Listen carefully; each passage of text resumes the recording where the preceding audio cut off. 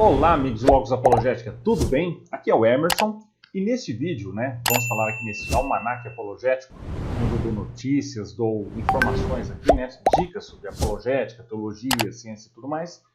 Nós vamos trazer aqui uma notícia muito interessante, sobre que aqui, a casa de Jesus, onde Jesus foi criado na infância, é encontrada por arqueólogos, em Nazaré.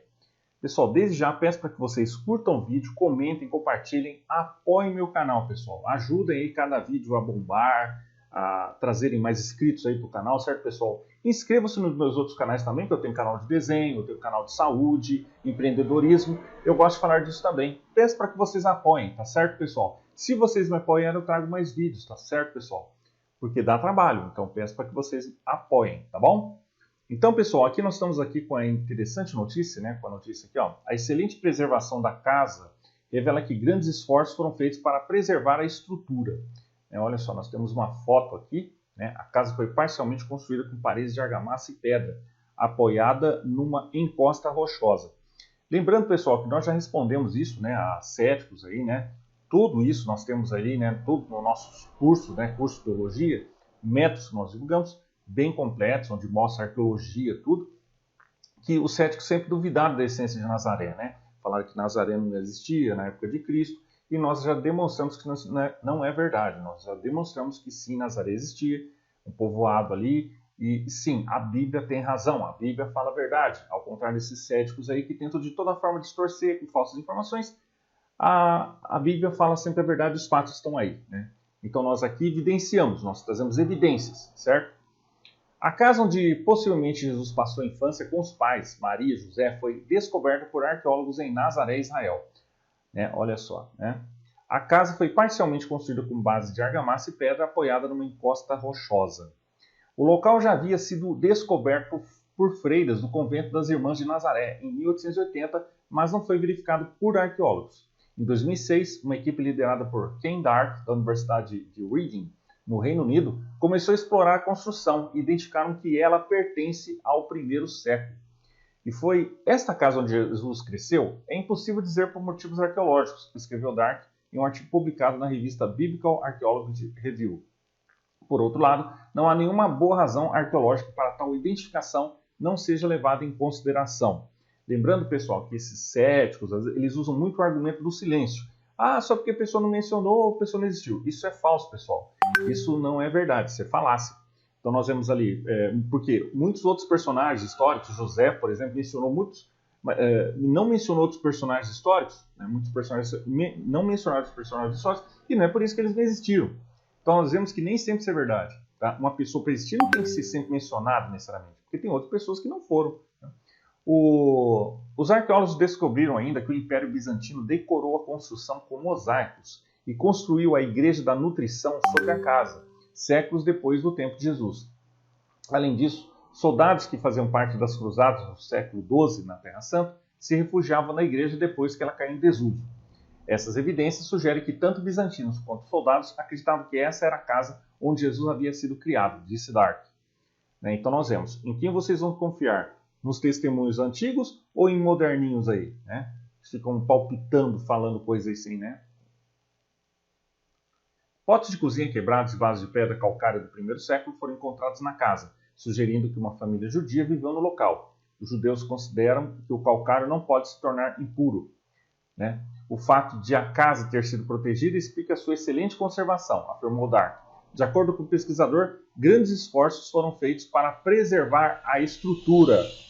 Olha só que interessante, pessoal, certo?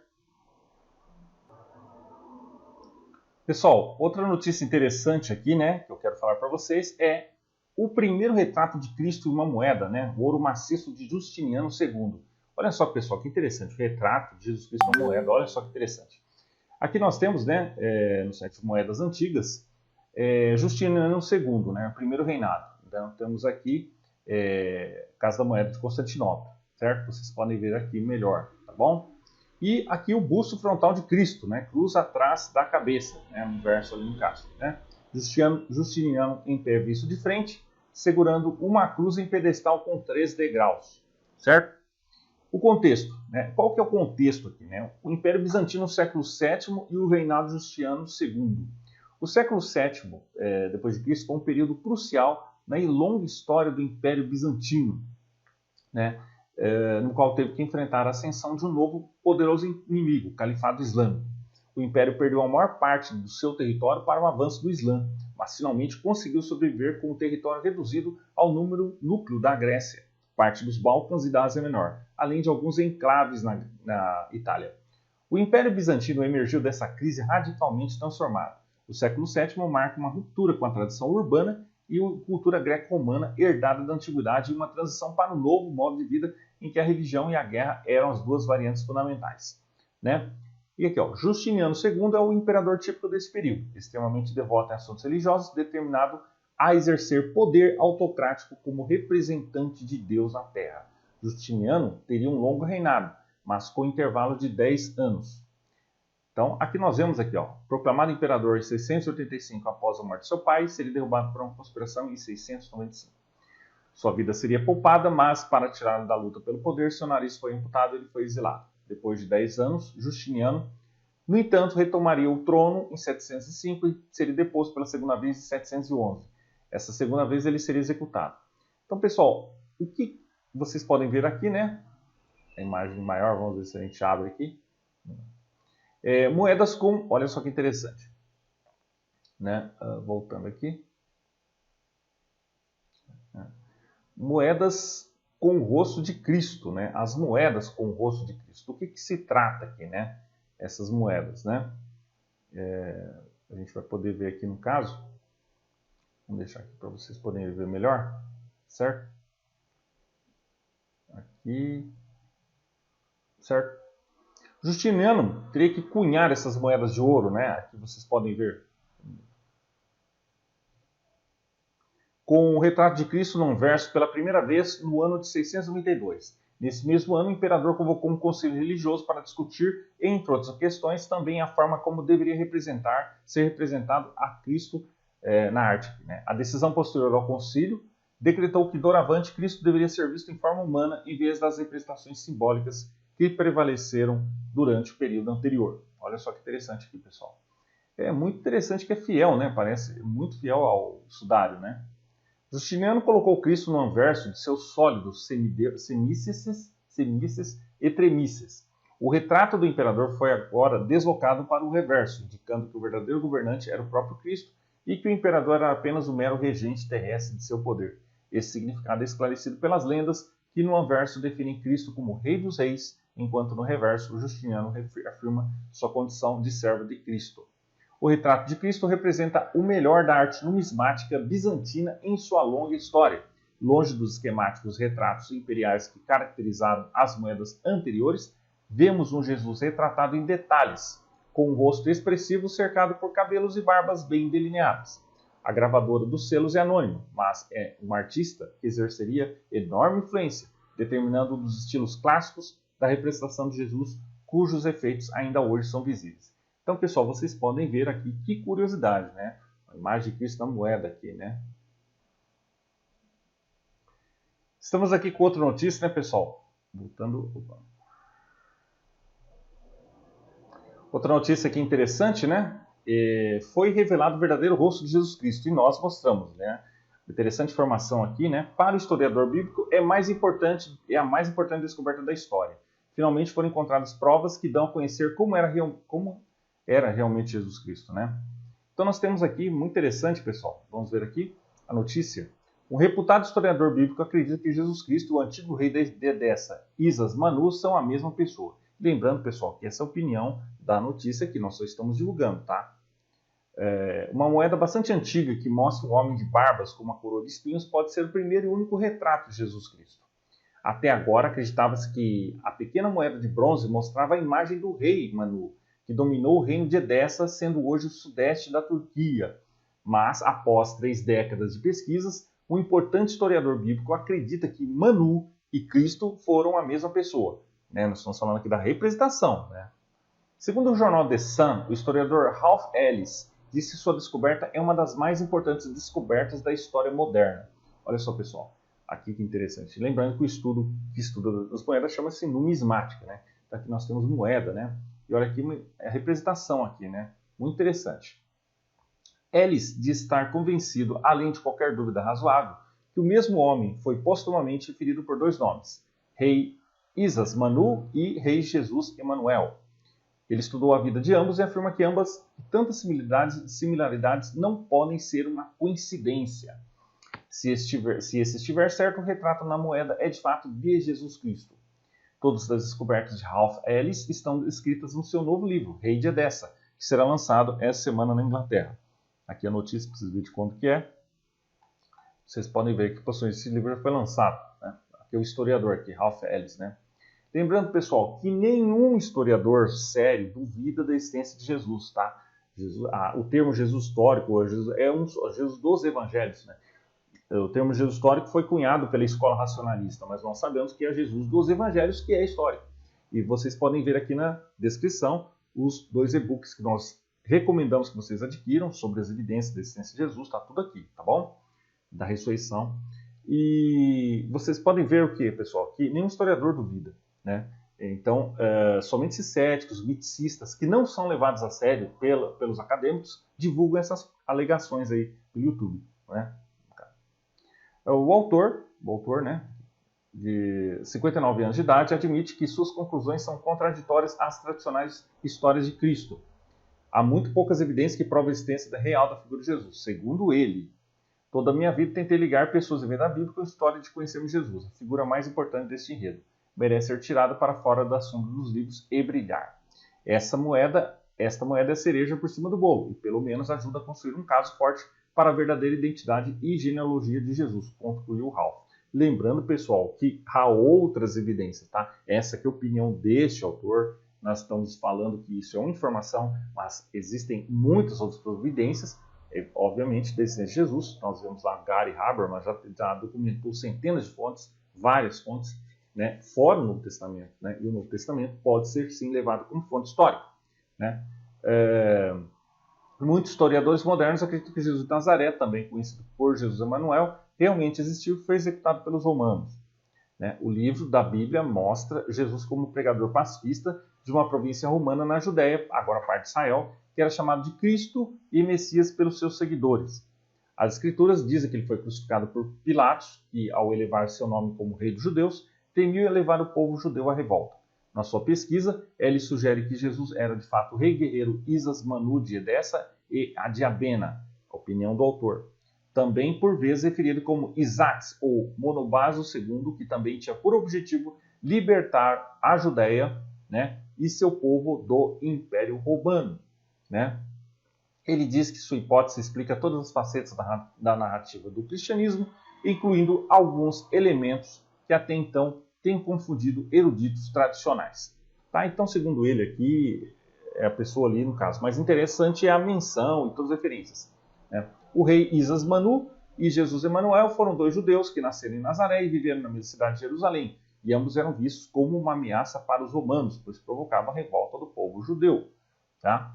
Apesar da morte de Isas Manu ser inconclusiva, Ellis acredita que ele estava entre os 3 líderes judaicos que foram crucificados pelos romanos, segundo Flávio Josefo, um historiador do século I, né, que nós vimos sim que menciona Jesus de Nazaré. Né? Nós vimos já sim, né, que o testemunho flaviano é sim testemunho de Jesus. Tá? Porque Josefo mencionou em 2 vezes ali, a primeira menção e na Tiago, irmão de Jesus chamado Cristo. Isso é inquestionável, os historiadores sabem. Né? Este acontecimento vai bastante ao encontro do que aconteceu com Jesus, que foi crucificado ao lado de mais 2 homens usando uma coroa de espinhos. Em dezembro de 2016, o túmulo que se acredita ser o lugar onde Jesus foi enterrado foi aberto pela primeira vez em séculos. Né? Obviamente, então, pessoal, que aqui é a notícia, a opinião aqui é do autor. Tá bom? Olha só que interessante aqui, pessoal, mais outra notícia interessante, né? Cidade onde nasceu Maria Madalena é palco de importante descoberta arqueológica. Pesquisadores encontraram ruínas da sinagoga de 2000 anos na região da Galileia. Né? Então vocês podem ver aqui, olha só, a imagem, né? Arqueólogos fizeram uma importante descoberta no antigo assentamento de Magdala, na Galileia, em Israel. No Novo Testamento, o local é identificado como sendo a cidade natal de Maria Madalena. Agora, escavações na região revelam as ruínas de uma sinagoga de cerca de 2000 anos. Né? Olha só que interessante. Segunda sinagoga. Trata-se da segunda sinagoga da época do Segundo Templo, descoberta em Magdala. A outra foi encontrada em 2009. A descoberta de uma segunda sinagoga neste assentamento judeu lança luz sobre a vida social e religiosa dos judeus na área deste período e reflete a necessidade de um edifício dedicado à leitura e estudo da Torá e para encontros sociais, disse Dina Avshalom Gorni, uma das líderes das escavações. Podemos imaginar Maria Madalena e sua família vindo nesta sinagoga, junto com outros residentes de Magdala, para participar de eventos religiosos e comunitários, completou. Então vocês veem aí personagens bíblicos comprovados lá, né? Segundo os pesquisadores, a sinagoga recém-descoberta tinha o formato de um quadrado e foi construída em basalto e calcário. O templo representava um salão principal e duas outras salas. O hall principal era revestido de gesso branco e continha uma bancada de pedra ao longo das paredes, também revestida a gesso. De acordo com os evangelhos, Maria Madalena, também conhecida como Maria de Magdala, foi uma das mulheres que viajou com Jesus, testemunhou sua crucificação e ressurreição. Além de ser citada na Bíblia, Magdala também aparece nos escritos do historiador e líder militar Flávio Josefo. O local foi base da principal de Josefo, judeu que atuou como comandante da rebelião contra os romanos na Galiléia antes de se render a eles e, por fim, obter a cidadania romana. Tá bom, pessoal? Olha só, que interessante aqui, né? E, finalmente, mais uma notícia aqui interessante, confirmada a descoberta da lendária Igreja dos Apóstolos em Israel. O templo teria sido a casa de dois dos primeiros seguidores de Jesus, os irmãos Pedro e André. Né? Olha só, né? Vocês podem ver aqui.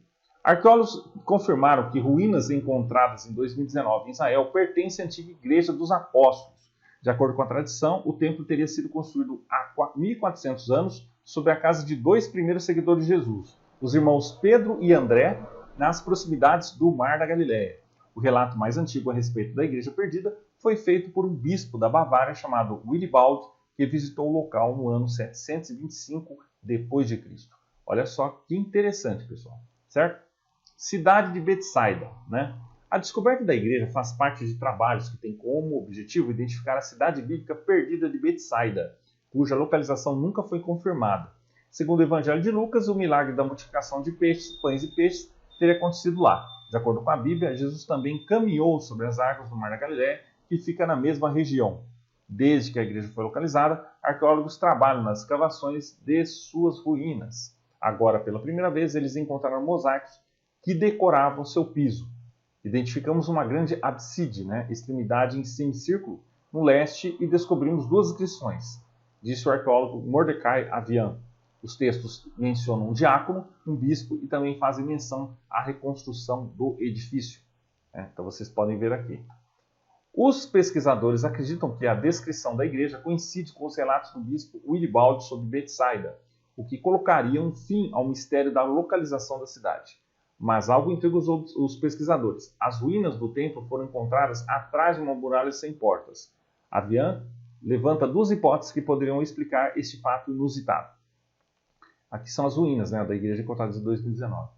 Segundo o arqueólogo, talvez o muro pertencesse a uma estrutura posterior erguida no local da igreja. A outra hipótese sugere que a muralha foi construída para esconder propositalmente o templo. Isso teria acontecido para preservar suas ruínas, pois a igreja pode ter sido destruída por um terremoto que atingiu a região em 749 d.C. Certo, pessoal? Então é isso aí. Vocês gostaram do vídeo? Se vocês gostaram, curtam, comentem, compartilhem, pessoal. Deem um apoio aí ao canal. Ajudem aí o canal a crescer, cada vídeo aí. Inscreva-se nos meus outros canais, certo? Se vocês gostarem desse estilo aqui de notícia, almanaque apologético, deixe aqui nos comentários o que mais vocês gostariam de ver, tá bom?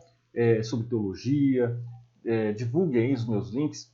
Se vocês adquirirem tudo que vocês forem comprar na Amazon, né, no Submarino, Americanas, falem comigo que eu deixo o link aqui. Vocês podem adquirir por aí e assim vocês patrocinam o meu canal também. Tá bom, pessoal? É isso aí, um abraço e até mais.